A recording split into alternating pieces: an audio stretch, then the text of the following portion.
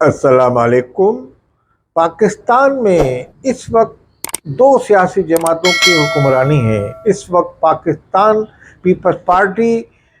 ना चाहते हुए भी हुकूमत में शामिल है, और ये कहा जाए तो बेजा नहीं होगा कि पीपल्स पार्टी भी किसी हद तक हुकूमत के साथ शामिल ही है। अब सदर पाकिस्तान जरदारी साहब हैं इस वक्त, और गवर्नर चारों सूबों के पीपल्स पार्टी से वाबस्ता हैं। इस हवाले से सूबा सिंध में एमक्यूम और पीपल्स पार्टी की रजामंदी से ये गवर्नर मौजूद हैं, जिनको हटाने के लिए सरतोड़ कोशिशें उनके अपने भी और मुखालफिन भी कर रहे हैं, मगर उनका ये किरदार इतना आला है और उन्होंने जो अपने वो काम किए हैं गवर्नर हाउस में जो माजी में किसी गवर्नर ने नहीं किए। तो इस हवाले से पीपल्स पार्टी भी अपना रोल अदा कर रही है इक़्तिदार में। ये पीडीएम की हुकूमत तो इसको अब फिलहाल नहीं कहा जाएगा, क्योंकि इसमें से अचकज़ई और फजल रहमान साहब बाहर निकल के इस वक्त इमरान खान के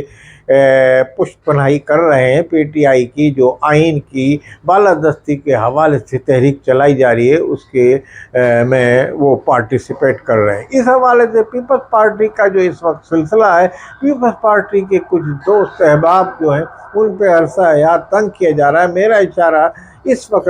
मलक रियाज की तरफ है, जो इस वक्त जरदारी साहब और मलक रियाज दुबई में मुकीम है, और हमने अपने माजी के पिछले व्लॉग में भी जिक्र किया था। इस वक्त जरदारी साहब परेशान है कि एक तरफ उनके एहसान करने वाला इस वक्त मलक रियाज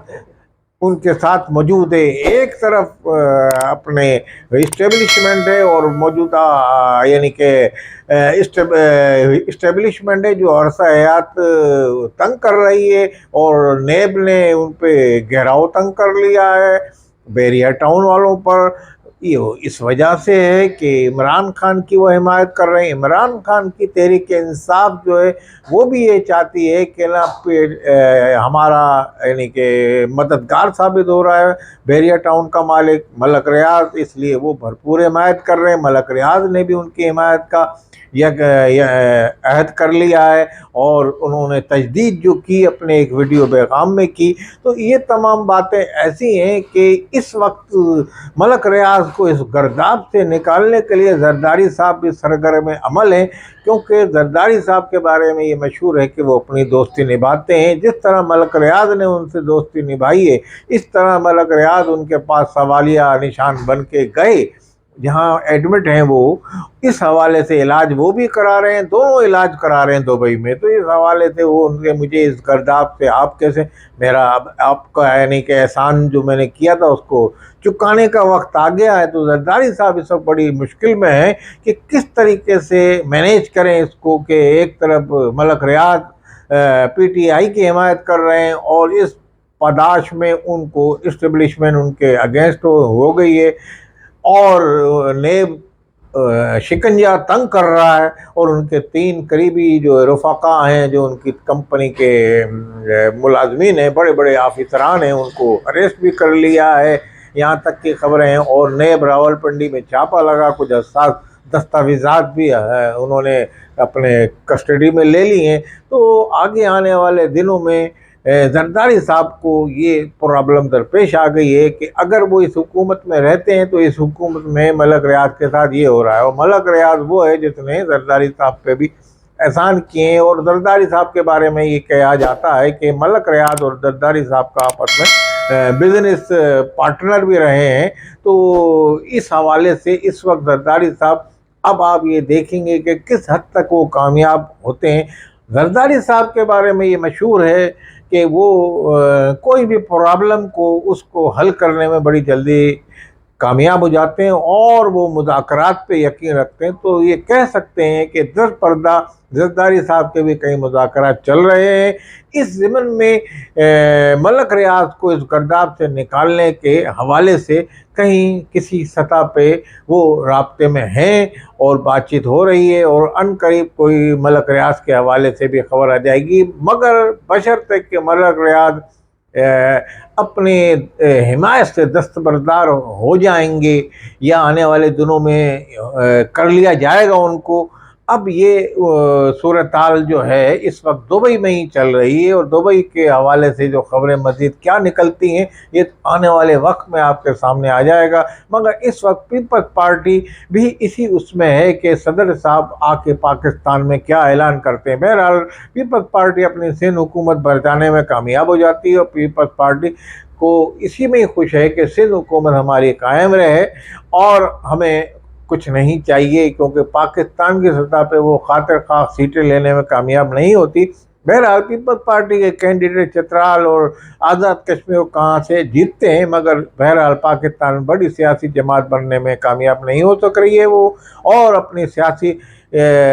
ناکامی کے بچانے کے لیے اقتدار سے محروم بھی نہیں رہتی، اقتدار میں رہتی ہے، اور سندھ پہ اپنی اس نے گرفت مضبوط کی ہوئی ہے۔ سندھ میں ان کے کام بھی ہیں، اس طرح کے کام کر رہے ہیں وہ، اسی حوالے سے اسی کام کو دیکھتے ہوئے اس وقت پنجاب میں بھی پیپلز پارٹی کی اس پہ کام کیا جا رہا ہے، جیسے بے نظیر انکم سپورٹ پہ تو کسان کارڈ انہوں نے نکالا ہے مریم نواز نے، تو خیر اس پہ ہم اظہار خیال الگ سے کریں گے۔ مگر پیپلز پارٹی اس وقت ملک ریاض کے حوالے سے